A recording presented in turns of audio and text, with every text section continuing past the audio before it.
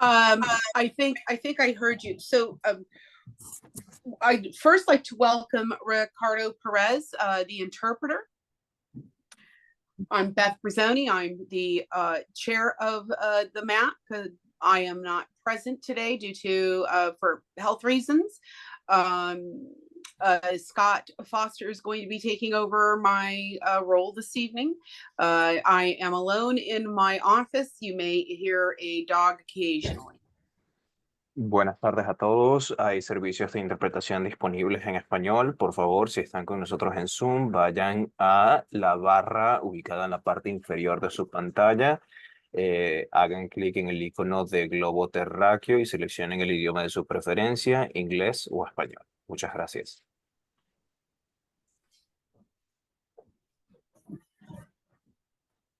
You all join me in the Pledge of Allegiance. Those of us online are not really hearing a lot other than some echoes. I'm going to join with the Pledge of Allegiance. I pledge allegiance to the flag The United States of America, to the republic, which stands, one nation, under all. Justice. Thank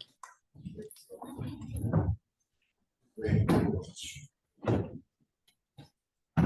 Roll call, please.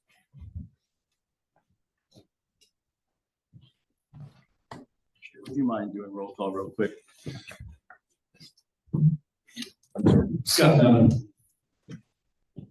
Foster, Timber vote. Brian Lewis. Judy Nichols. And Beth. Here? Great, thank you. We need to approve the agenda. Any discussion about the agenda? I didn't take a motion to accept the agenda as written. I move to accept the agenda as written. Second, please. Second. Moved and seconded. All in favor, say aye. Aye. All opposed? Hearing none. The agenda is approved. Chair, do we need to approve it because of that? Do we need to do roll call vote? Yeah, that's what we need. We do roll call vote. Thank you. Because we have a remote board member, we have to roll call vote every second.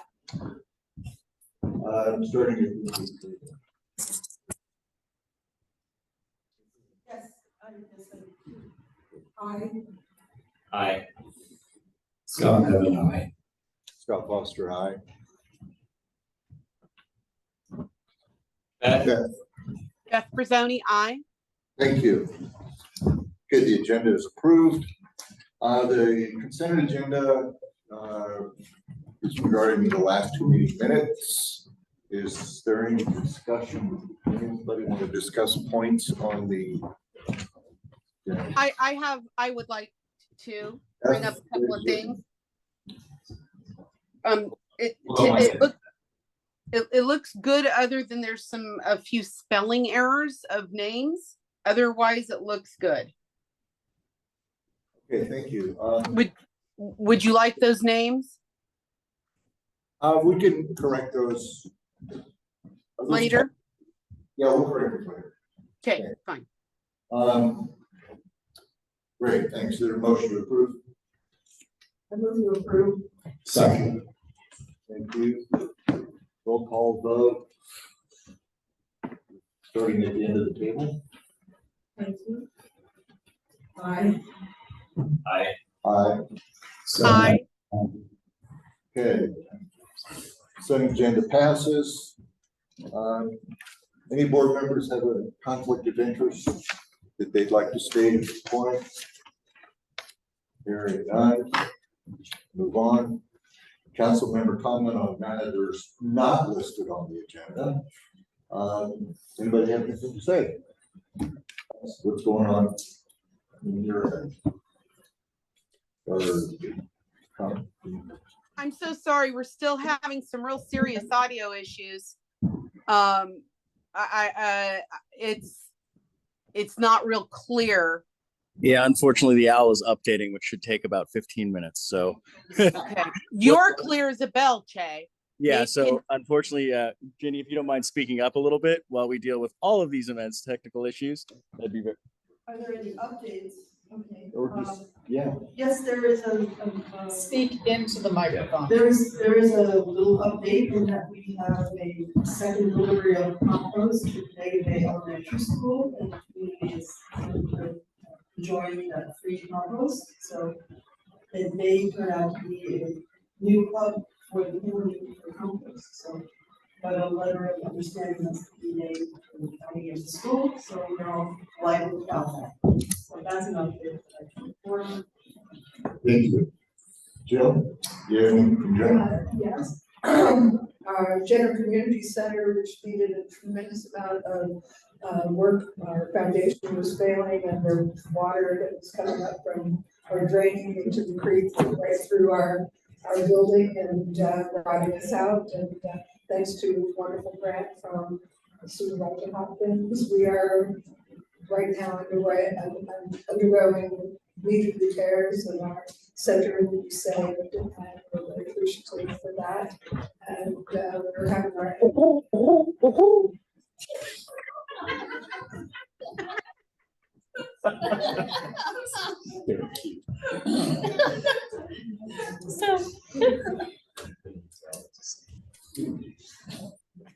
and first level, I'm trying to get to what was the house number 1 open as a local place. Still trying to get it open, but it's looking like before too long it will open as Chili's for the new birdhouse and serving wonderful healthy food.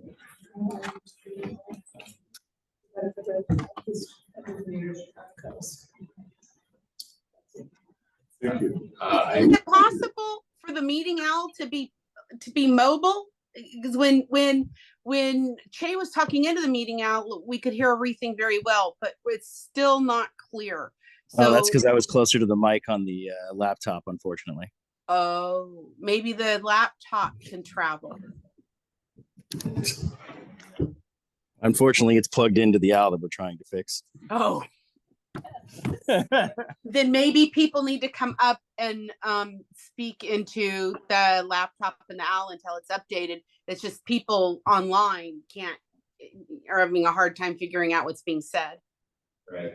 Well, I will speak very loudly. How's that?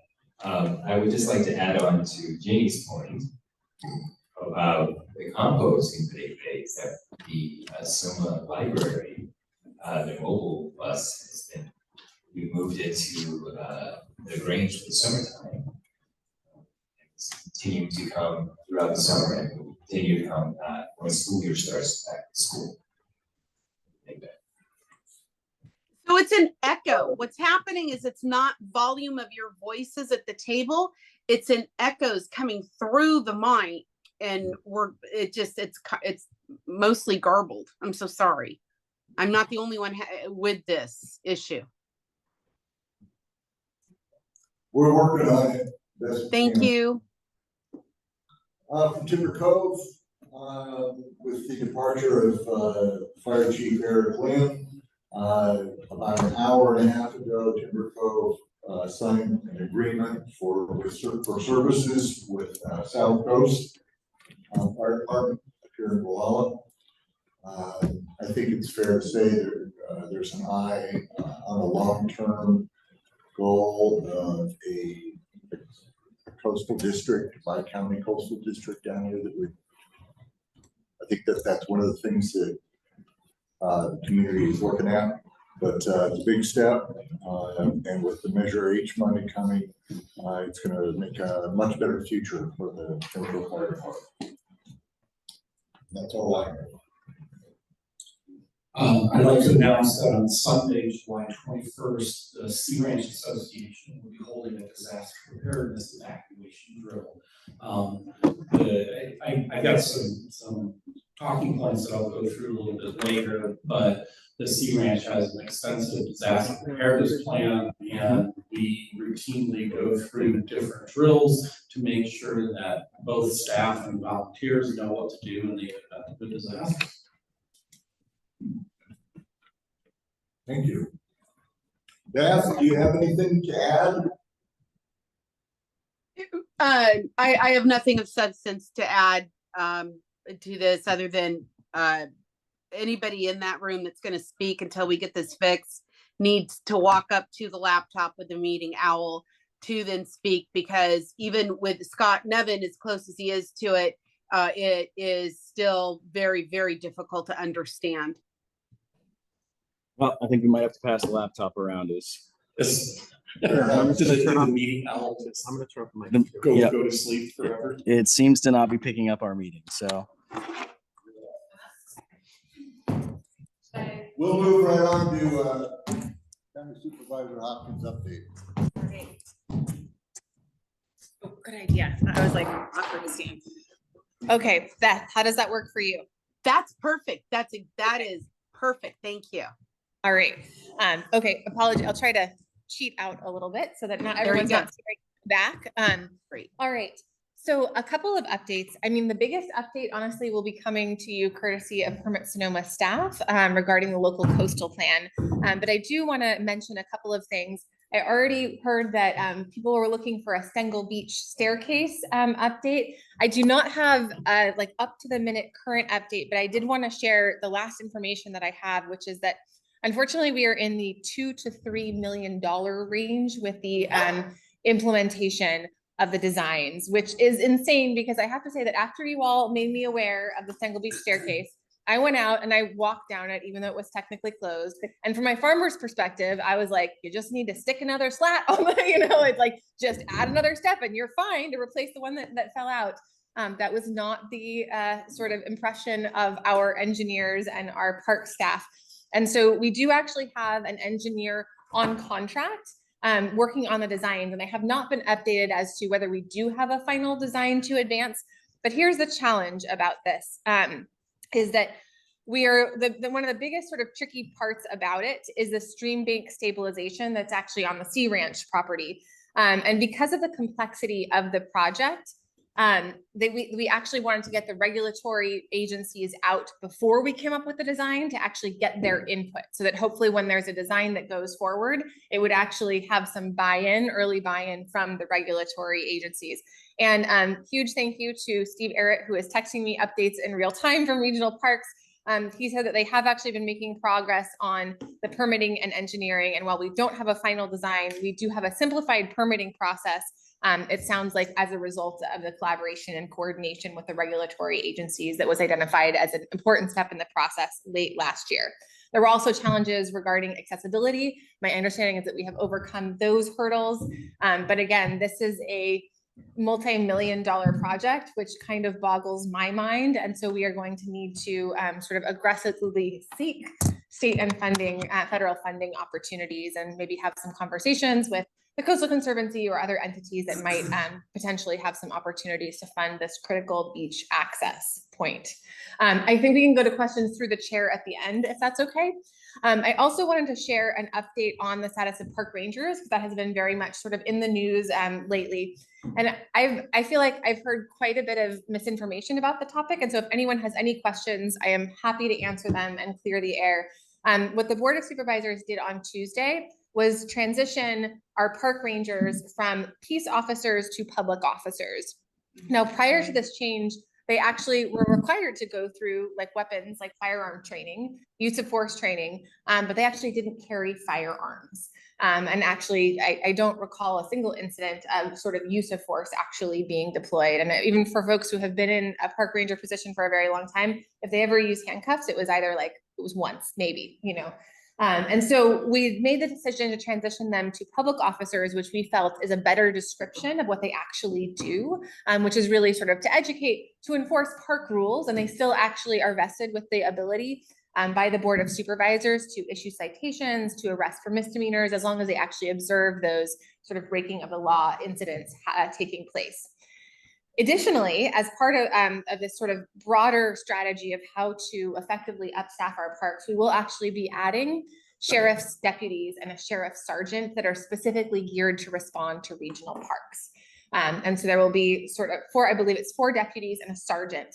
And so that means that we will have one deputy who is really specifically focused on West County, one really focused on North County. You're kind of at the nexus of those places. And we know that honestly, your resident deputy is really the person who's going to be first on scene for responses up in this area, as well as in Bodega Bay.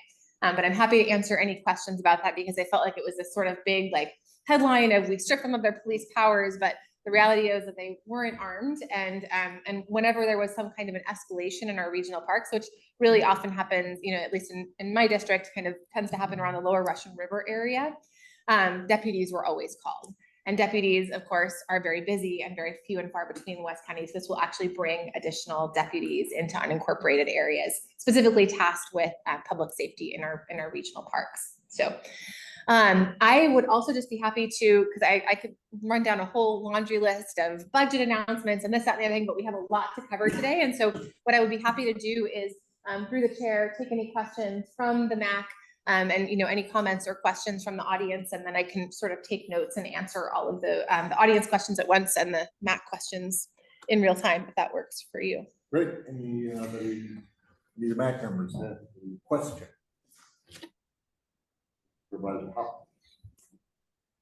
Hearing none. Great. And one last text update from Regional Park Steve Eric. Maybe the climate bond will help us, which will be on the ballot in November, statewide initiative that could potentially, this is back to the Central Beach staircase. So just wanted to flag that as a potential future funding source as we're looking at things like coastal erosion and resiliency and maintaining access. So fingers crossed, maybe that's a potential source of funding that we could utilize once we have the final design. Or do we want to take, or do we want to call? Do you want us to call, or? One quick question. 3 million for the stairs made out of gold? My understanding is that the complexity is with the bank stabilization. And so that is actually the most expensive. It is not actually just the staircase itself. It's the need to stabilize the bank, you know, especially in light of increased erosion as a result of sea level rise and increased storm intensity. And so then to do that in an environmentally sensitive way that doesn't, you know, sort of create unintended consequences, is the challenge. And we will be working directly with the Sea Ranch Association, because some of this will not be on Parks property, but it will have impacts to the Sea Ranch property as well. Should we just kind of, is it okay? Do you want me to popcorn, or? Would you like to recognize people? Sure. Yeah, I just want to check with you. No, that's because I'm fine. deferring to you. Okay. You go ahead. Great. Okay, perfect. We'll just popcorn. What about, there's a current Fed resiliency grant? Is that just for people, or would it apply to structures also, like these stairs? I'm not sure which grant you're referring to, but there was a tremendous amount of money as a result of the Inflation Reduction Act, and you know, sort of also there was COVID money, you know, through ARPA and other things. And so a lot of that money, the feds are still trying to figure out actually how to distribute it. Uh-oh, are we lost? Oh, it was just on the screen. Okay, we're troubleshooting. No worries. Sorry, our screen, just to explain our screen. No, you're good. You guys are good on this end. Okay, and I will repeat the question. The question was regarding federal resiliency funding and whether that was just for individuals or whether sort of government entities would be eligible for that. I will just say that there is there's not really much money at the state, and actually grants that we have already applied for as a county, after the application was submitted, they eliminated them. And so the state is in a sort of world of hurt financially, and so they're cutting back on funding, but the feds actually have quite a bit of money right now, and they're still in the process of figuring out how to distribute those funds. So we are definitely exploring all of our options. I'm not sure particularly which one you're talking about, but there are a lot of ones for energy, there's sort of climate resiliency. We did make an application for a NOAA climate resiliency grant. We were not successful in that, but we continue to look for funding from federal sources. Well, some of it's related to resiliency from fires and people. So I don't know, that's why I was wondering if it's strictly for human beings, or can it be for? The question was, is it strictly for human beings, or can it be for structures? Again, I don't know the specific source that you're referring to. There's sort of a lot of, I would say, different resiliency programs, including hazard mitigation programs, which are really for, you know, sort of community-wide resiliency. We received a BRIC grant, the Building Resilient Infrastructure and Community grant, where we're able to actually help it was a grant to government, but we're actually helping individual homeowners with vegetation management and home hardening. So we can definitely, if you've got details on that, I would love to follow up with you after the meeting. Okay, yeah, Perfect, great. Scott. In the, with regards to the regional parks, is it anticipated that this change will enhance recruitment efforts? Excellent question. The question was, with the regional parks ranger change, is it anticipated that that will actually enhance recruitments? So we currently have a 45% vacancy rate in our park rangers. And one of the big deterrents was that folks actually had to go out of state on their own dime and take a multi-week expensive training, because unfortunately the training was no longer, it used to be offered locally and that program was closed. And so this actually will enable folks to go to the JC for all of the training. So training can happen locally. It will still require about 300 hours of training. So you're not going to get sort of under-trained park rangers. And I also think it's very important, and we are working to make sure that we preserve their ability to respond to medical emergencies. So it also includes, sort of basic first responder type training. So yes, we had a problem with recruitment retention, and we hope this will help, because this way folks, and I also have to say, I got some feedback from park rangers or people who are interested in being a park ranger or who had gone through training, and they're like, I don't understand why I have to spend all this time learning to shoot a gun when I'm not going to carry a gun in our regional parks. And so this will also eliminate that requirement. All right. That question about the park. Yeah. So are they also being trained about nature and to be able to be a ranger as opposed to just a law enforcement officer? So the question was, will park rangers be trained about nature and sort of, I would say, interpretive, right? Kind of information, so they can be a park ranger and not just a law enforcement officer? And I would say the answer is yes. And that's actually one of the reasons that Parks wanted to make this change, was that we really want to shift to a model that is primarily about educating visitors, obviously always upholding the safety in our parks, but really kind of being more interpretive, there to help, there to educate, there to assist. And so park rangers will also be part of educating folks about river safety. We have a free life jacket program down the lower Russian River. Tragically, we still experienced 2 drownings the week of July 4th. But that education piece is really, really critical. All right. Okay, well, thank you. Great. And I actually do have one last we thing. do have 2 questions online before you go. And if also anybody else that is participating online would like to ask a question or make a comment, now you can raise your hand. But did you have something else that you're going to say? That's okay. We can do the questions first, and then I'll just wrap up with that. So I'm going to unmute Ara. Now you can unmute yourself. See if I can make that, or not. I'm sorry, I did not have a question. I think it was answered in the discussion in the just before. So thank you very much. Thank you.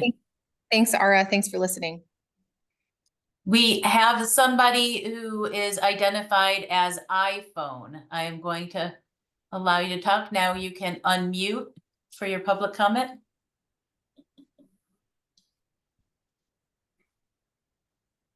And if you're on an iPhone, you may need to hit, I believe it's *6 in order to unmute. Is that the right code? It's not that's the name. It's not okay, they're not calling it a number. Okay. Yeah. But maybe that was also an accident.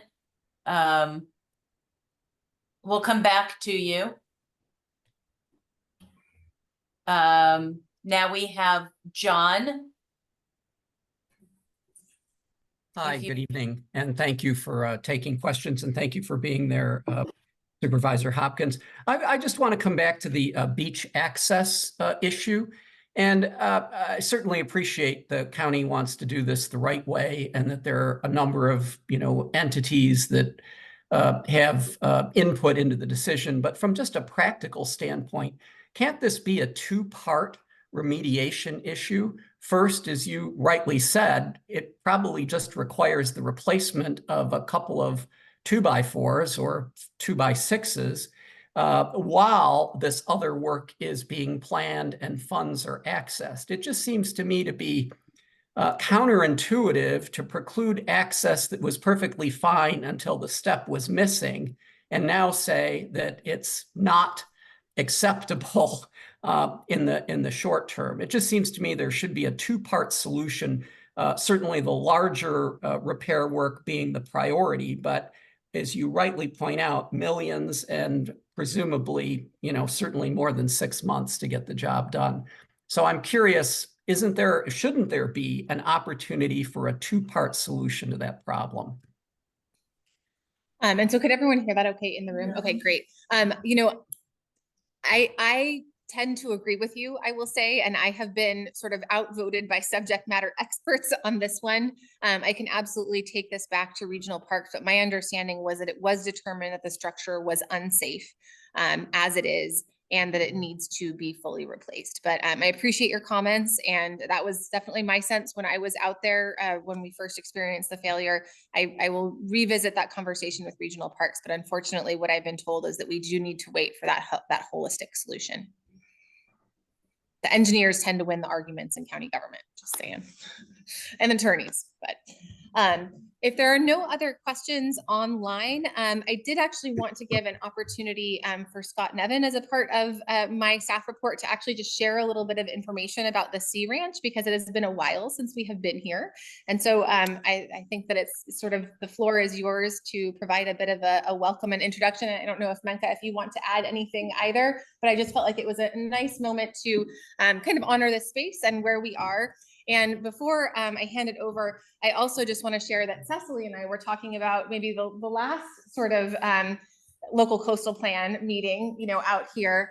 And I think it's also just really beautiful to have what I would consider some of sort of the forefathers and foremothers of our local coastal plan in the room today. And so really just want to say thank you to everyone from the North and South Coast who have really worked so hard to get this to where it is, which is very close to the finish line, very, very close, Coastal Commission on the horizon. So thank you all for your advocacy, and I will just hand it over to our Sea Ranch representative, and we will move the laptop. Thank you. This makes it quite easy. Thank you so much. First, I want to thank Supervisor Hopkins and It isn't, these aren't working. yeah, they're unplugged. I'll use my outside voice. How's that? Anything else you'd like to? That's my wife. Anything else? Anything else, dear? All right. Again, I want to thank Supervisor Hopkins and Shay for bringing the CMAC meeting up to the Sea Ranch. And I'd also like to thank the members of our coastal community to the south, because pretty much everything is south of us other than Mendocino County that made the trip up Highway 1. All of us living on the coast, Sea Ranch, and in our communities north and south of us, we live in a rugged, beautiful place, and our remoteness presents challenges to living. Doctor's appointments require planning to go to the doctor. Finding tradespeople to come fix a bulky refrigerator or a dishwasher typically involve a several-week wait while you get somebody to come out to your house. But these are first world problems. Driving by a bad vehicle accident at the entrance to Guala Point Park the other day reminded me that the Sea Ranch and Gualala are the furthest points from an operating hospital in the entire state of California.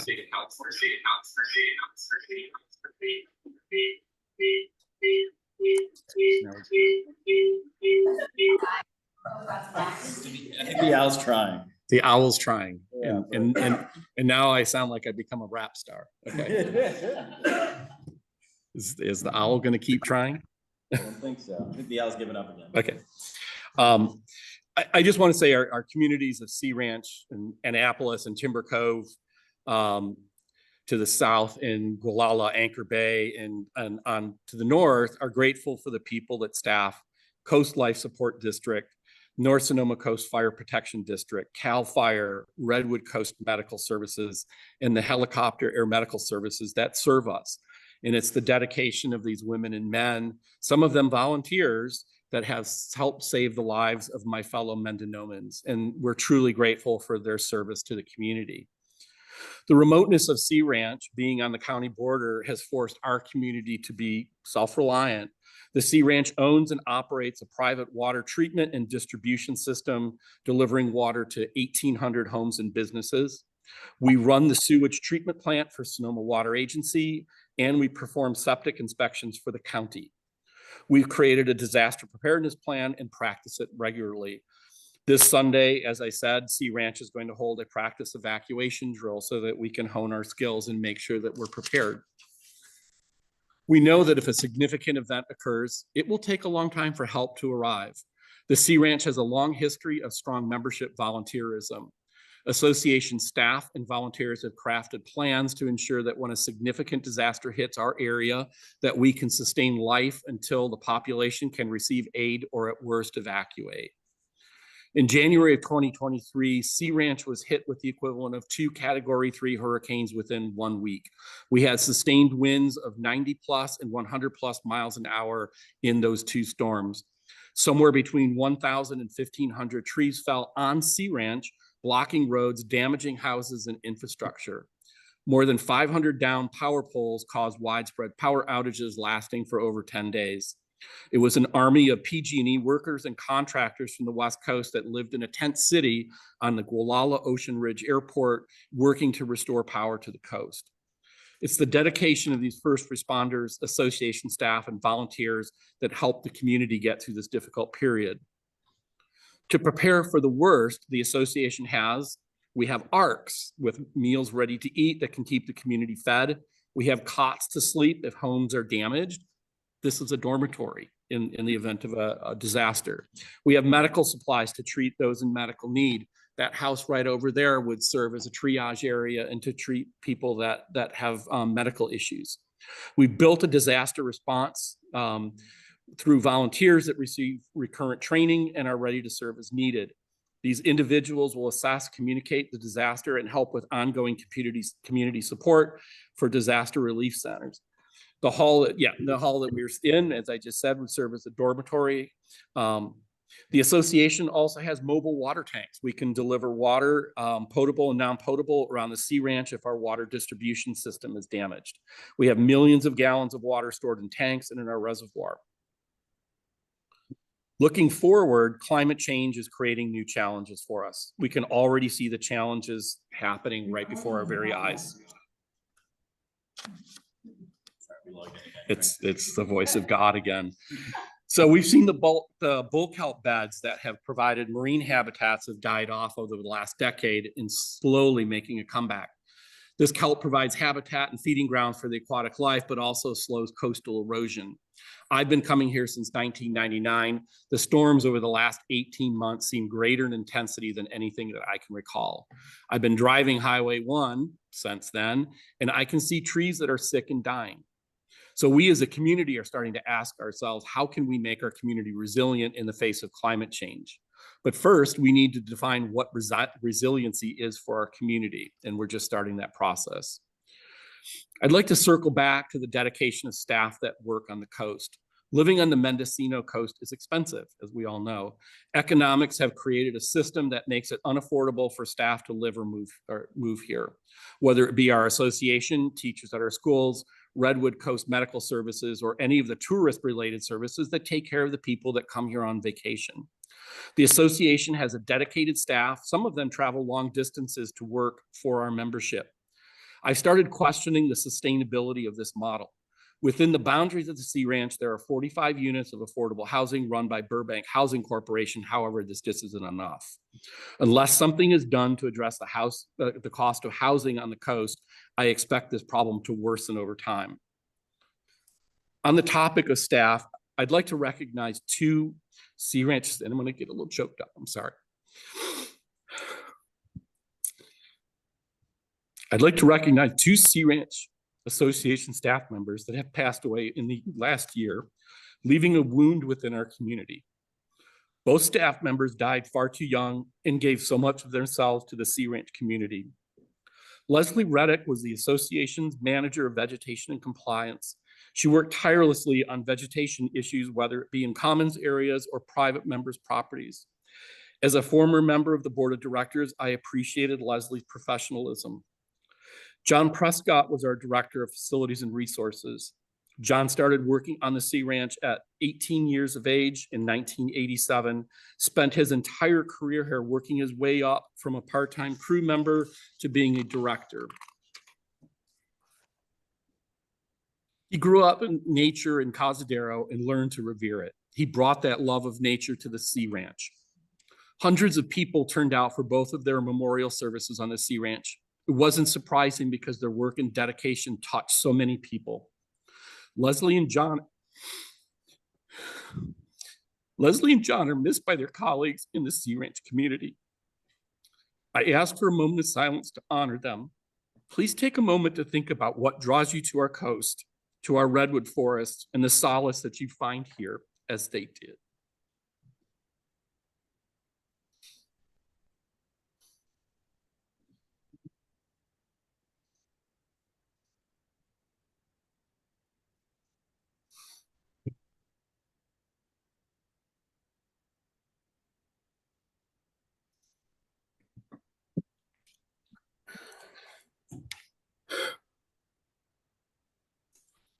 Thank you. I want to close our remarks on an uplifting note. Some think of the coast as a destination location, a place to come on vacation and escape the trappings of the city. However, there are many of us that have decided to make this our full-time home. My wife and I were fortunate enough to be able to move out to Sea Ranch in 2021. We love the remoteness. We love the beauty of the area. We love the serenity of sitting on our patio and hearing the ocean.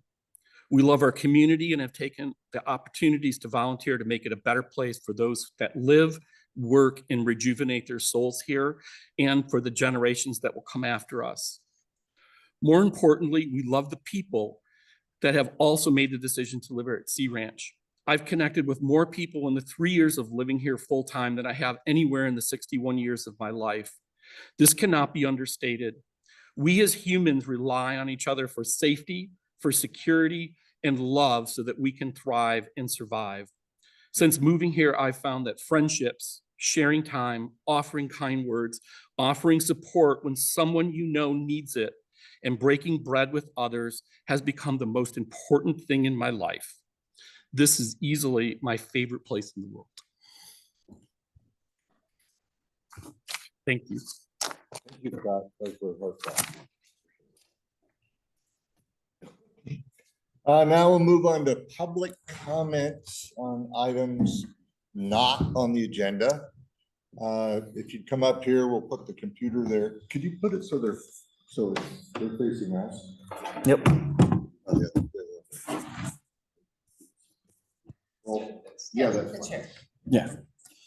If you'd like to say something, please come up and introduce yourself and state your name and where you're from and what you want to talk about. Okay. Go for it. 3 minutes, right? I'll take less. Hi, everybody. I'll just read this. Scott Farmer, Timber Cove. California was awarded $1.86 billion in federal BEAD funding to build infrastructure and expand internet access in rural and historically underserved communities. The BEAD program is being implemented by the CPUC. Frontier claims that the coast is mostly covered and does not need upgrading and is trying to block federal BEAD grant funds along our coast. Only local and tribal governments, nonprofits, and broadband challengers may participate in challenging Frontier's claims. Users may not provide a challenge directly. Can you speak up a little bit for me? Okay. Individuals can submit evidence through the BEAD Consumer Challenge website, which will be available to permissible challengers to accept and submit challenges on individuals' behalf. If Frontier succeeds, we will remain a digital backwater and continue to evaporate as a viable multi-generational community. Frontier has refused to hook up even DSL service where it has existed before. Frontier has refused to expand DSL service beyond the low-hanging fruit. Frontier cannot even provide stable connectivity during storms for weeks at a time. Frontier now wants to lock in their failures. Geosynchronous satellite service is inadequate. Low orbit service is expensive, requires a big view of the sky, which is difficult for forest dwellers, and caps out below speeds needed to work remotely in the future, especially upload speeds. The middle mile promises a digital future that supports a whole community future. Just ask the Sea Ranch with symmetrical gigabit speeds. If we are blocked from this opportunity by Frontier now, we will continue to slide into economic obscurity. There are only 10 working days left to challenge Frontier's erroneous claims. Supervisor Hopkins, Linda, please urge the Economic Development Board to challenge Frontier's failed vision for our digital future. Symmetrical gigabit broadband internet is critical for our coast survival in an increasingly connected world. Thank you.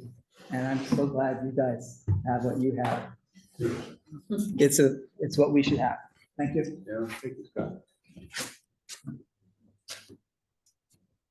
Anyone else? Wow, thank you.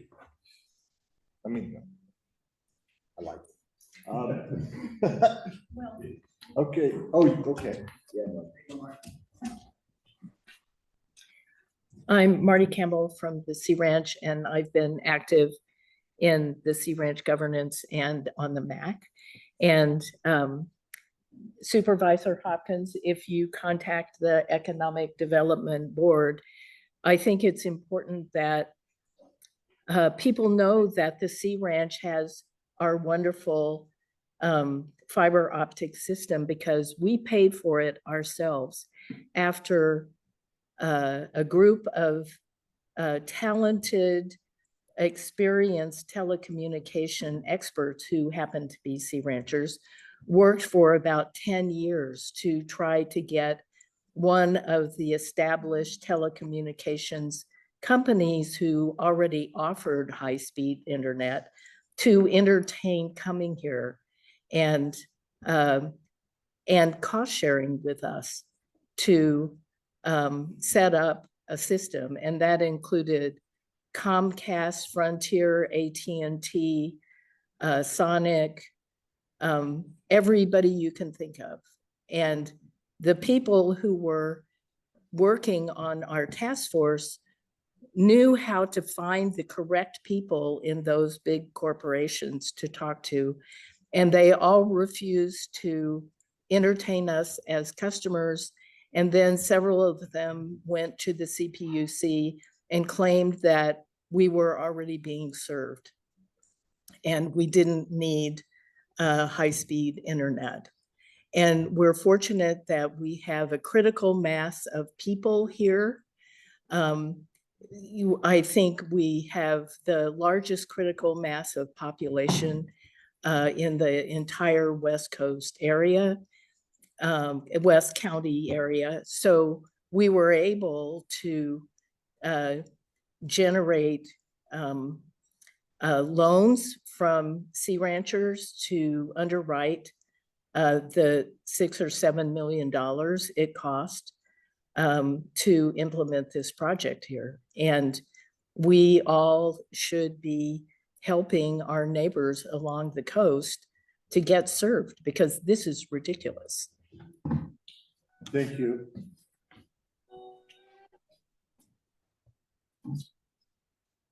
Seeing no more hands, we'll move on to the Sonoma Division Manager, Cecily Condon.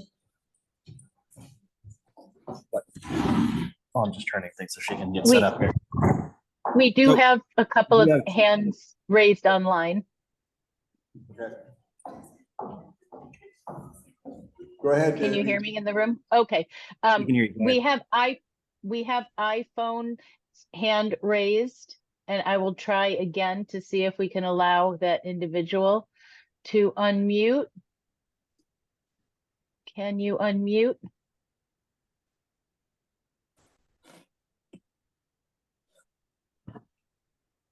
We cannot hear you. Can you click to unmute yourself? There we That's go. an error. I'm sorry, that's an error. And this is Donna Martinez. Sorry, I'm working on an iPhone and this is the first time. So I have on my phone saying lower hand and it's got the line across it. So we can hear you. Please, you can go forward with your public comment. I have no public comment. That was an error. Oh, thank you. Okay. You're welcome. Okay. And we have one more hand raised. We have John. John, if you unmute yourself. Yes, thanks very much. My name is John Laughlin and I reside in Bodega Bay. From the May 16th MAC meeting, there was a discussion, remarks from Supervisor Hopkins about a number of county actions, and one of them involved the consent decision by the Board of Supervisors to essentially consolidate a permitting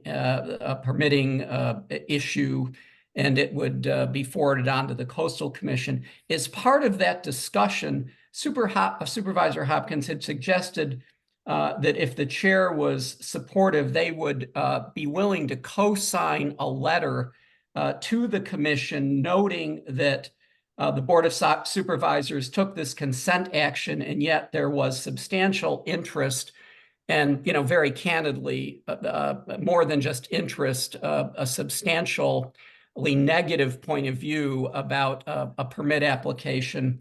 And so I'm wondering, was that letter sent to the Coastal Commission asking for a local meeting?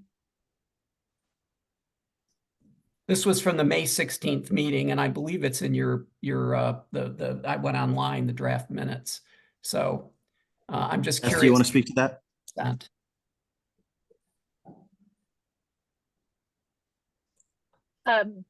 Thank you for your Beth, public comment, John. Because this is not an agendized item, the MAC can't discuss it at this meeting, but I'm sorry. I thought the invitation was for items that weren't on the agenda.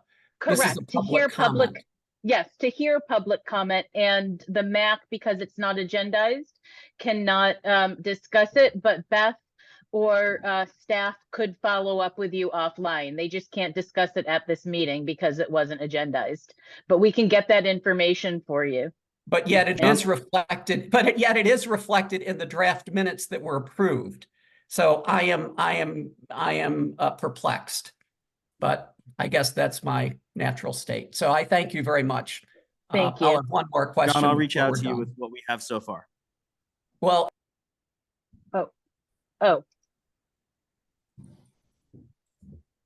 Okay, Debbie, got anything else? Hearing none. I see no further hands raised online. If you have any public comment, now would be the time to raise your hand. If not, public comment is closed. Public comment is closed. Okay, for our feature act. Cecily Condon from Chair, do you want a facing view? I could kind of angle this way if that works for everybody. That's great.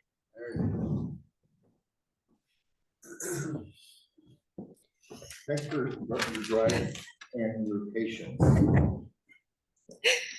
No problem. Happy to be here. Good evening, everyone. I'm Cecily Condon. I'm the Project Review Division Manager at Permit Sonoma. But the reason I'm here tonight is to give an update, a verbal update on our certification process with the Coastal Commission for the local coastal plan update, which I originally presented for a public meeting here maybe in 2016. So I'm happy to see some familiar faces. Happy to see some new faces. And I'm really happy to report that as of about 11 o'clock this morning, we got written confirmation from Coastal Commission staff that we are on target for the local Coastal Commission hearing, November 13th to the 15th, and it will be in the North Central Coast District. So we're working with them, of course, to get that as literally local as we can possibly get it. But in the meantime, we know that we're really happy it's not going to end up down in San Diego. There was a lot of conversation with the Coastal Commission staff that we've been having as we've been getting through this completeness process with them. So just to give a little bit of a recap on some of the history of the certification process. So our board took action almost a year ago to the day on the local coastal plan. And from there, staff had to compile those 8 years of project history, all public comment, all meeting agendas, all of the sign-in sheets that we had stowed away under my desk in a stack about 3 feet tall. And included that with all of the contact information for everyone who'd ever asked for information on the plan in a package to the California Coastal Commission local staff. And it was literally 2 bankers' boxes that we physically carried into their office for record on this, and handed that off to them. They only had 10 days to get through that information. Naturally, in 10 days, they found out there was still some more information that they were going to need to really evaluate our plan. And we did go back and forth with them for the next several months. But after our resubmittal on June 28th of this year, today we got that confirmation that we are ready to be scheduled for hearing. We've also had several verbal conversations with them and meetings to try to avoid any surprises at the Coastal Commission hearing process. And at this time, we are looking at a recommendation favorable, a recommendation for approval with modifications. The final local coastal plan was, I think, about, well, over 500 pages in total with the appendices. So it would have been kind of a surprise if they didn't have any modifications, just given the length and breadth of the total update to our local coastal program that we had so many years of engagement on. But in conversations with commission staff, the recommendations for modifications at this time that we've been made aware of are relatively minor changes. For example, situations where they would like to see a more firm definition of the word adequate in a specific policy. So I'm feeling pretty good. Kind of hurt. But at this time, we're looking at that November 13th to 15th date in a local hearing. There's going to be information about how to participate in that meeting on the Coastal Commission's website. I'll follow up through Che after this meeting with the local Coastal Commission staff contact information and our official filing number for reference.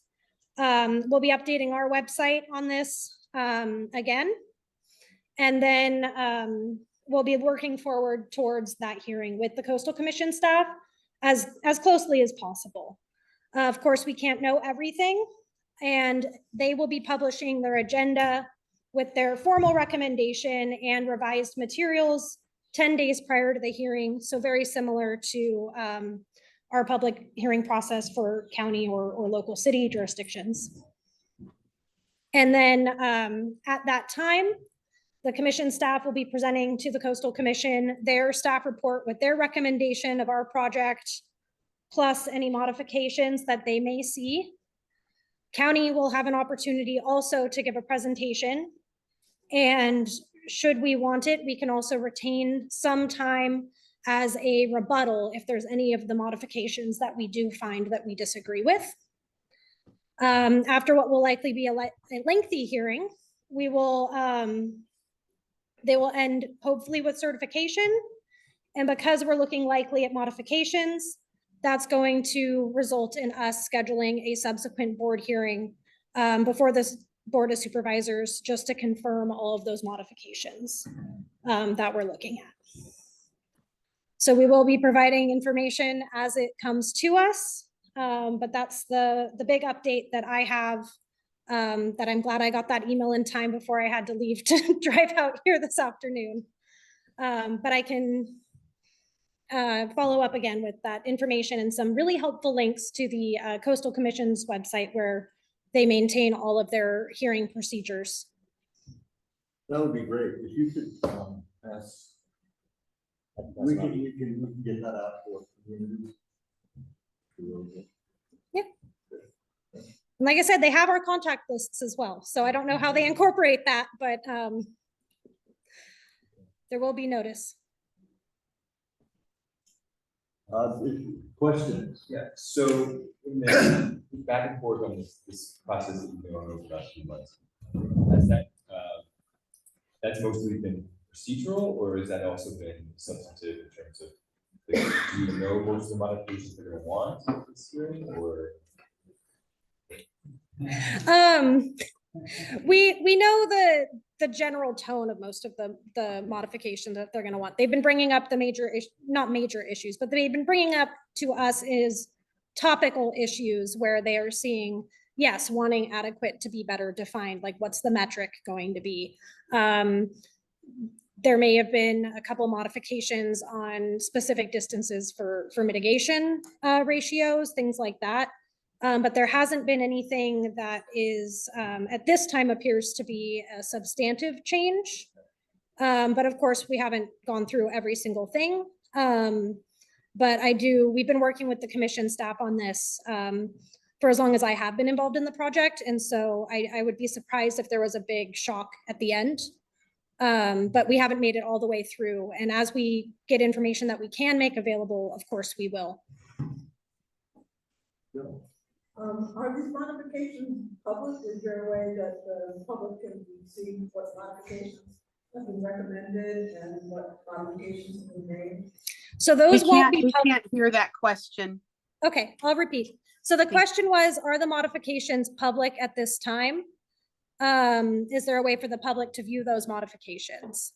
And at this time, there is no way for those modifications to be public. It's been phone call conversation. I haven't seen much specific detail, but like I said, if we get information we confirm we can make available, we absolutely will make that available. But didn't you just say that you got notifications today, I think, that recently, and that there was modifications that were recommended? Are those recommendations public? So we got confirmation that we are a complete project looking for the certification hearing today. And then separately, we had gotten conversation with the Coastal Commission staff that they would be looking at minor modifications with the approval, but we don't have a specific file that has those. And in this process, it's been most long, where there have been conversations and you have made modifications. Are those modifications that have been made pursuant to the recommendation or the conversations with the Coastal Commission, are those public? So the draft itself has not been modified at this time. The draft is still the draft that was adopted by the Board of Supervisors.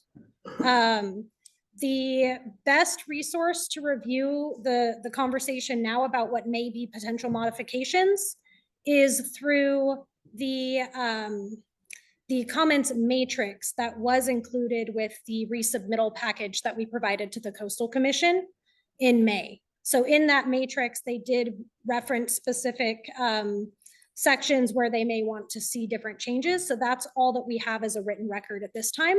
But I welcome you to review that. And if you need any help locating that document, then we can provide a link. We have a question from Beth. Hello, Cecily. I'm waiting How are behind you? me because that's where the big screen is. So, Cecily, I just want to thank you so much for the amount of work that you've put in on this. You've been the constant for how many years working on this project? A lot. And thank you for your very hard work. I want to make sure I understand something about timelines. I know that when we were looking at all the revisions, all the work that was done on the LCP prior to the July 17th 2023 meeting. There had to have been, it had to be a 45-day daylight between all of that getting submitted, and then the Board of Supervisors voting on that. So I'm a little confused in the revisions and the adjustments on the plan. How long do those need to get made public and then daylighted to the public before they can be voted on by the Coastal Commission and or our Board of Supervisors? So I'm sorting that out with the Coastal Commission now. They have a 10-day publication requirement, so they don't need to do the 6-week in advance publication. But I do believe that we would need to have another 6-week publication deadline post-certification prior to our board seeing it again. So the way the Coastal Act is written, it's local jurisdictions that have the 6-week publication time for any drafts. Whereas the commission themselves has a 10-day posting requirement. Okay. But they also had only 90 days to bring it to hearing. Okay, very good. Then we're looking at it going to the Coastal Commission will be hearing this in mid-November. So then potentially, if this goes smoothly, then we're looking at January of 2025 to put a bow on it. Correct. Okay, thank you.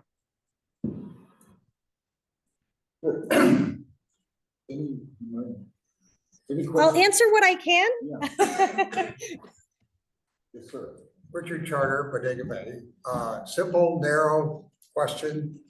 Have each of the parcel-specific protections that were diligently worked out by Supervisor Hopkins and approved by the board, are each and every one of those still in the draft, including and especially the one that prevents the pump storage industrial facility that would take place in Fort Ross State Historic Park?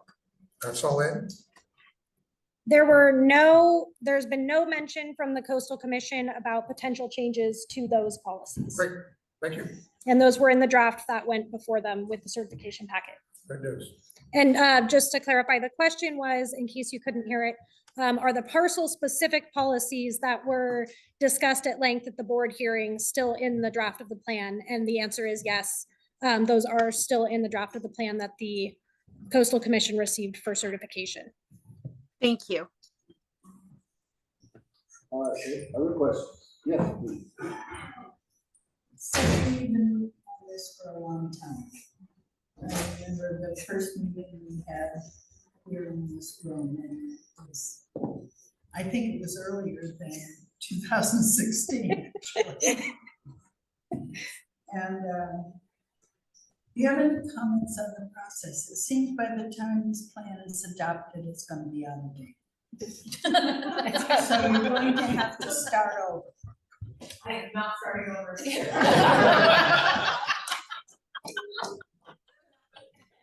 You know, I really, it takes so much time, so much effort, and so there's something wrong here, is what I'm trying to say. We need to look at the processes we've created, whether they really work or not. And when it takes 10 years, pretty close to 10 years, to go from starting a plan to finishing it, and the plan should have maybe about a 10-year lifespan. You're creating a situation where it's just continuous redoing. So the comment was, to summarize, very, very much a summary. This should not have taken so long. And now that we are at the end point, are we really back at the beginning? To paraphrase that, we'll have to start over again, with a plan that's going to be potentially out of date in the future. Now, before we can be out of date on this, we still need to do our implementation plan. So by the time that's done, we may be in that situation. But the plan itself this time actually has a lot of mechanisms built into it to be able to update things like our scientific data more frequently in a more streamlined process. So this was a massive overhaul of the original local coastal program, and we're hoping this will be a framework that builds in multiple areas, 5-year time horizons, 10-year time horizons, so that we can keep it as current as possible. It will still need to go through the full public process because that's what the Coastal Act is all about. But hopefully we can use this to kind of catalyze some of that momentum and keep the plan more up to date. And then as we get through this implementation program, which is our next phase, that will be updating our administrative manual and our coastal zoning code. Those will also give us opportunities to see if there's already ways that we can get more synergy between the plan and those codes, which do tend to have a bit more of a streamlined mechanism for update. I'd like to add on to that, Cecily, that one of the things that's so very important here, it was public input that was part of this taking 10 years plus to get this done, and frustrating for everybody involved. But what going forward, and Permit Sonoma and Cecily very much understand this, as does the Coastal Commission, we can't do anything that's going to thwart our ability to have public comment on all of this going forward. And we need to be keenly aware of this. I understand the comment that it feels like the system is broken. I just kind of think I look at it more like when you know, it's like you gutted the house and completely redecorated. You only do that every so often.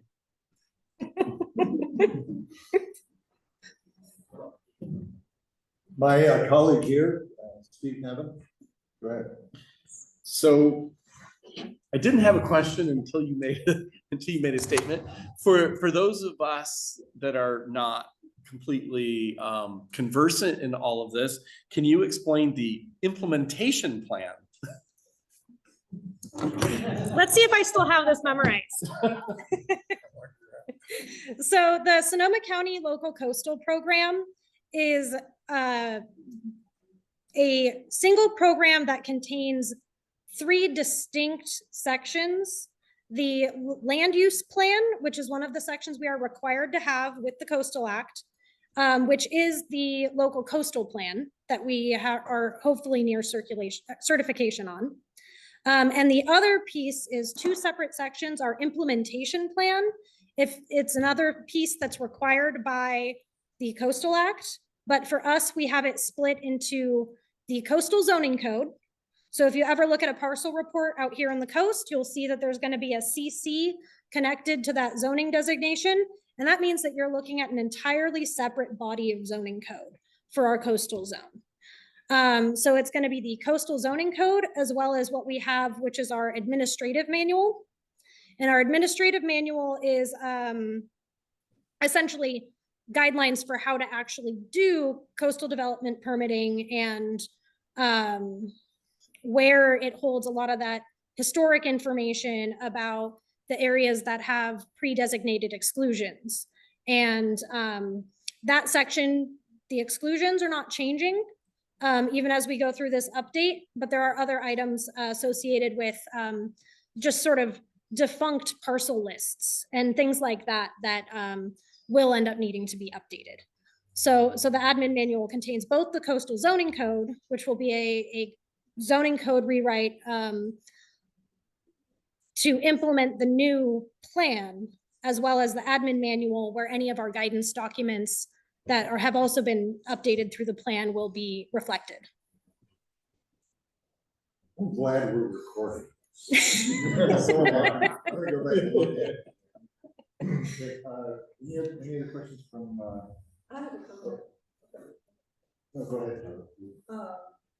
I would just like to say I've been involved in this process I was here at a meeting, so perhaps I was at the first one. And I have to say that even though it's been elongated, at every juncture, there were times when it got to be approved, and because of a lot of public pressure and outcry, it was delayed, and every new subsequent draft was an improvement over the previous draft. And it's a 400-page document with how many elements?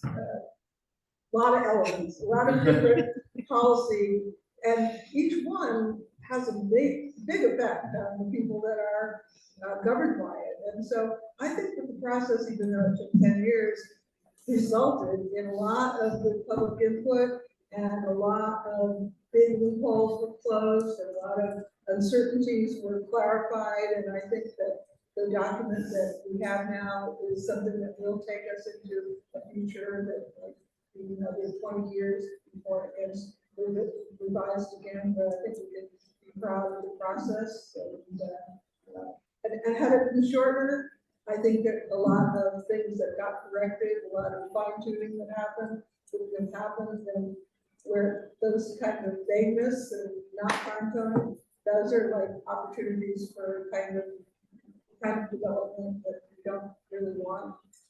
So I think, even though it's been an arduous process, I think that the end result is for benefit of taking our time to get it done right. Scott Farmer, you have a question. First, congratulations. Most of my questions were kind of touched. My impression is that because the Coastal Commission staff. Is that Scott Farmer? Yeah. Scott, you need to get closer.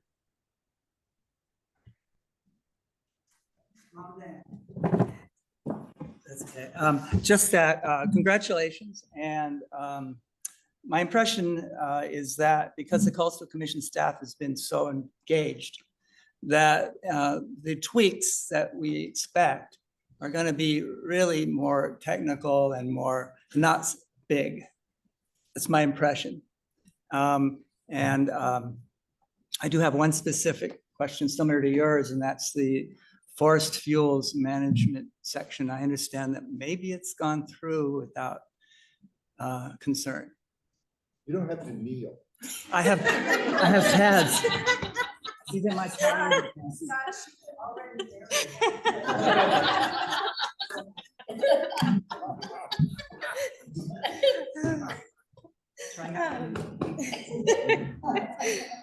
So I will say public safety is the only section I haven't received any verbal comment on from the Coastal Commission. So I do not know yet at this time if we are looking at modifications based on the tone of many of the other modifications and based on the number of options that we ended up putting in the final plan to really get any way that we could to try and facilitate really responsible fire fuel management that's also environmentally responsible for our sensitive habitat species out here. I still feel that we are probably not looking at anything over the top as far as revision, but that's the one section there's been no specific comment on at this time. But the rest of the tone for the other items is still optimistic. Great, thanks. Debbie, do you have anybody online with a question? Yes, we do. And I'll make an announcement that if you are attending online through Zoom and you have a question or public comment, please raise your hand now and I will unmute John. Now you unmute yourself. Yep. Okay. Thank you so much. John Laughlin again. As a lowly citizen here and relatively speaking, new, certainly not the longevity of some of the folks in the room up there and their tenure and participation. I am curious if you could give citizens your perspective on what is the best source of information and online, because I've gone to the local Sonoma local coastal plan site, which is, I guess, under the auspices of Permit Sonoma. The last update was a very quick update of May 8th. And prior to that, it was April 19th. There clearly is a lot of activity. Is this the site for a citizen to be fully and completely informed, or is there someplace else we should be reading and learning and educating ourselves about the process here? Thank you. That's a great question. That is the site. the information, new information we got today confirming the date was as of today. So we are working to update our website again. Unfortunately, there is a lag time for us just on the administrative side to get website updates up, but that's going to be the most current. And then one of the other pieces of information that I will be distributing through Che will be any links that I get from the Coastal Commission themselves. Because at this time, this is now their file number. So it's kind of in their hands at this time to get through to the certification process. So that's where they would have any information about what's going to be up and coming as far as confirming, the actual agenda with the hearing date and things like that, to really make sure at this time, like I said, we're on track. But that would be where you'd get additional up-to-date information. So I'll work with the Coastal Commission and make sure that that page is also distributed. And we're also working to update our own site as well. We have one more hand raised online. Rue, I will bring you into the room and unmute yourself. She nods. Yes, I am not here. I am here. Congratulations. I know it's been an exceedingly long haul for you and even longer for some of the rest of us. You did a good job, Cecily, and I appreciate the hours and days and weeks it's taken. The question that John posed before about public involvement is one of those that's just increasingly more of a challenge for citizens.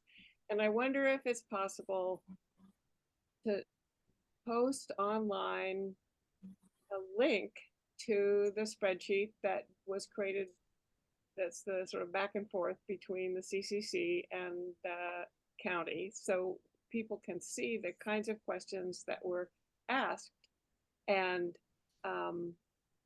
therefore have a greater understanding of what's likely to come up later.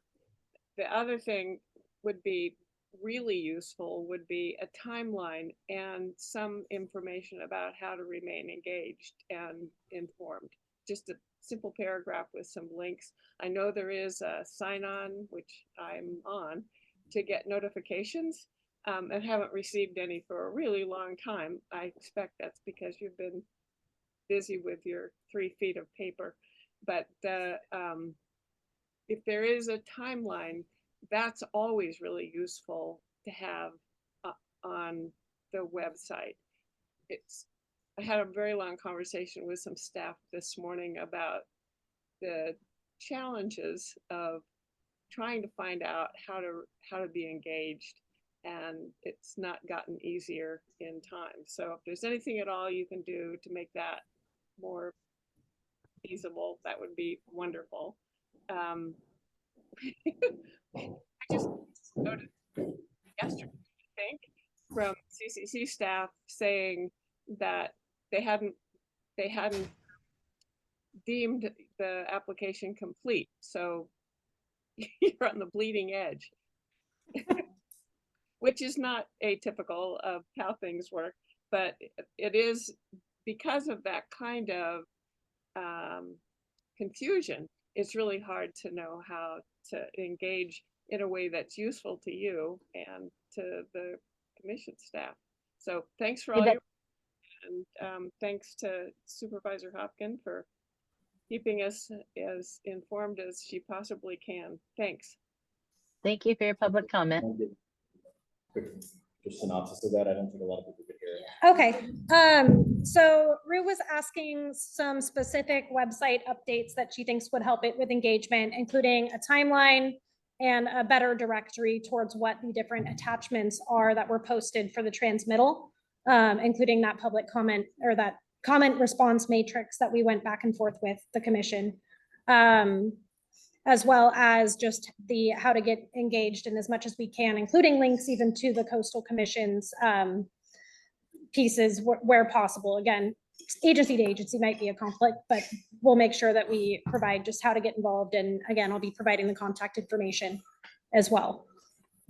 Thank you. Question here. So my question is this coastal plan update statewide. And so every county that is on the coast is going through this at the same time, so that Ventura County and Los Angeles County and Santa Barbara County, along with Sonoma County and Medicine, are all of the counties going through this process at the same time? So I'll restate the question and then I'll answer. So the question is, are all coastal counties going through the same local coastal plan or program updates at the same time? And the short answer is no. This is unique to Sonoma County. Our update is our own. It is our own governing document. There is an influx because of, you know, it's been so long since the Coastal Act was enacted that there's currently an influx in LCP updates happening throughout the state, but there's no specific calendar or clock to making sure that we are all updating at the same time. It's somewhat of a coincidence that there's a lot of jurisdictions going through parallel updates. Marin County just had theirs a few months ago. They went through their process and got their update, and they'd actually started long before us. So I feel good about that at least. And Cecily, let me ask you a quick question on that. If memory serves me correctly, didn't the Coastal Commission provide grants to counties to update their LCP with the Coastal Commission's preferences for how that update was going to go? Weren't there dollars out there that the different counties got? And is that part of why so many of these are coming to term at the same time? There was some funding made available a few years ago through the Coastal Conservancy and through the Coastal Commission. So yes, many different agencies did get some money from that, and that we worked on that money. We got about $175,000 for 2019, which did contribute to the plan. So yeah, when those funding channels get online, many do attempt to take advantage of that. Thank you. And then there were caveats that came with that money as well, correct? I wouldn't specifically say there were caveats other than the public engagement focus towards that grant. Great. Thank you. Thanks, Beth. Oh, I'm sorry. Go ahead. I just have a question, you know, based on, even before I was thinking, the woman was saying she felt like she was out of touch. How much social media are you using? Can you say your name, please? Paula Smith, Sea Ranch. Okay, so that question was Paula Smith at the Sea Ranch and asking about how much social media we're using. We have used social media in the past to engage on specific workshops related to the project and to put out press releases and things of that nature.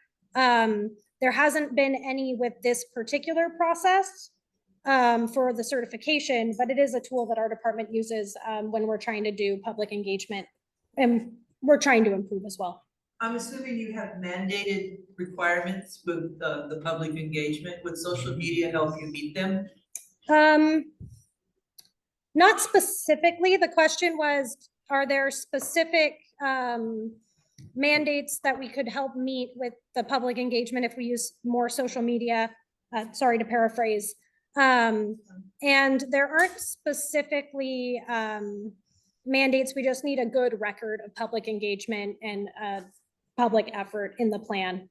So it does help our record in that sense, but really the Coastal Act being relatively unmodified since its inception, the engagement that they're looking for is things like more active public workshops, advanced notice for public hearings and things of that nature.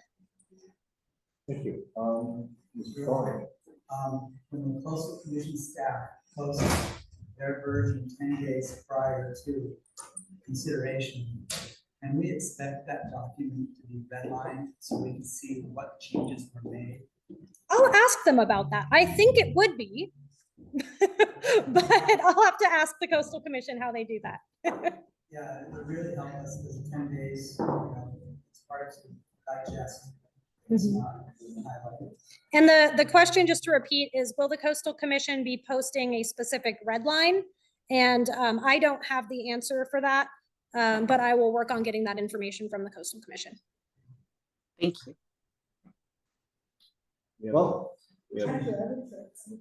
I'm sorry, Dan. I have a question about the next phase. That this is approved and about the vote in January for the implementation plan. Is there a, is this the first time we're doing the implementation plan for the question, and then how long do you anticipate the implementation plan is expected to take to get it going? Suppose the way it would be done, the plan has to be complete before any implementation takes place, or could you give us a sense of what you imagine is happening? Thank you. So the question was two-part. One was, is the implementation plan going to be new? And it is not going to be new, but like the local coastal plan, it will be at least for the zoning code, a pretty substantial reorganization. Ideally, to clarify some of the things that have happened with the plan itself. But the timeline for that is expected to be probably 2 to 3 years to do the coastal zoning code update. We don't have a specific work plan agendized item. And there are also some items with that we would look at whether or not we need to move anything forward in advance of the rest of the code reformat type things. So that's something that we're still scoping. We will be doing scoping meetings also with the public. We will be having a lot of engagement opportunities on it. So that's the update I can provide for that at this time. Yeah, in terms of the engagement opportunities, I understand, I've never been through this process before, but I understand the implementation phase is also subject to lots of controversy. And I want to recommend, Supervisor Hopkins held town halls on issues that were particularly controversial, and it allowed for a real dialogue and a real voicing of various opinions, and everybody got to speak, everybody got to be heard. And I thought that format was particularly helpful. Those were probably the most helpful, I thought, meetings on the LCP that have been had. So I would highly recommend that you look at that kind of structure on the issues that are clearly creating a lot of public conversation. Thank you. That comment was a advocation for doing town halls when we get to the implementation plan to focus down on individual topics. As Jill pointed out, those were some of the very productive meetings where there was actual policy discussion able to be had. Very good. Thank you. Okay, well, thank you very much for your presentation and answering the questions and driving out here. Thank you all. Thank everybody who participated in this.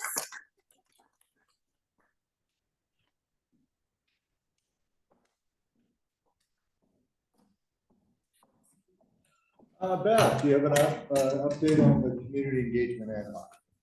Yes, I do. So we had a quorum of the community engagement ad hoc meet, and we took a look at the documents and decided that for now they're fine, leave them as is. But next January to take a deeper look into them and see if any further updating needs to be done. Okay, thank you. Any questions for Beth? No? Well, the time's here, folks. I move to adjourn. I'll second. There's a second. Roll call. Suggestions for future agenda. Oh. That's not. I didn't see that on here. Yeah. Sure. Actually, there's a motion on the floor. As it's not on the agenda, can I ask that members of the public come and talk to the council afterwards? That'd be great. I'd like to know what those things are. Thank you. Yeah, there is a motion. There's a motion. Real quick on that, we have to roll call vote. So Beth, go ahead. You start the vote. Well, hang on, just regarding future agenda, well, okay, it's not agendized, we can't discuss it at all, that's right. But talk, yes, go up and talk to the CMAX or to county staff. Thank you, so. Go to your representative and Yep. talk to them about something you want on the schedule. And why. So is this a roll call vote to adjourn the meeting? Or a roll call? Yes. Okay, Beth Bruzzone, aye. Okay. Scott Nevin, aye. Scott Foster, aye. Brian Lucas, aye. Joe with the guy.